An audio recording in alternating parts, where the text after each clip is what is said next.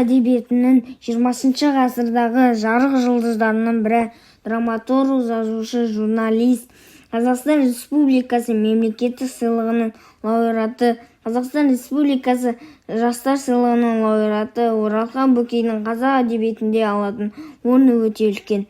Әдебиетке өзіндік өрнегін сала келген жазушы оқырманын өзгеге ұқсамайтын ерекшелігімен таңғалдырды. Оралхан жазушы болуды бала кезінен армандаған, оның қаламынан көптеген шығармалар жарық көрген.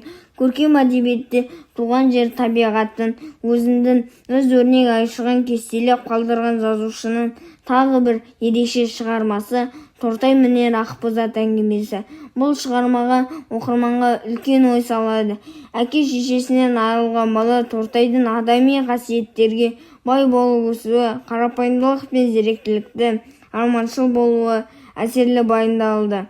Тағдырына мойымаған өз күнін өзі көрген Тортайдың өмірін автор ерекше суреттейді. Тортай тағдырын ауыртпалығын жастай сезініп, өз қатарластарына қарағанда өте есейген бала. Өзінің жалғыздығы мен жетімдігін тек кітап оқығанда ғана сезінбейтінін де жасырмайды. Ол өмірге налып тағдырын ренжімейді. Тортайда үлкен үміт бар, арман бар. Кітап жазып жазушы болғым келеді деген арманы бар. Бас кейіпкер Тортай қиял еліне сапарға шығуды өте қатты ұнатады. Қиял елінен жерге түскен соң Тортай енді түсін айтады. Бала қиялындағы Ақбозатты түсінде көк өгізін арғымаққа айналып, жер тарпып, кісінеп тұрған кейпінде көреді. Негізгі идеясы жас баланың биік арманын, соғыс салдарын орындалмай қалуы.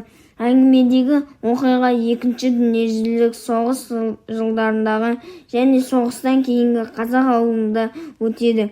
Осыған байланысты халыққа түскен ауыртпашылық пен қиыншылық, қайғы қасірет жас өспірімдер мен бүлдіршін балғындарды жылатты, жетімсіретті. Жетімдіктің тауқыметін тартқан Тортай өмір бойы арманда қиялдап өтті десек, онда қате болар. Арманынан қиялына қолы жетпесе де өмірді, туған жерін, елінің адамдарын сүйді.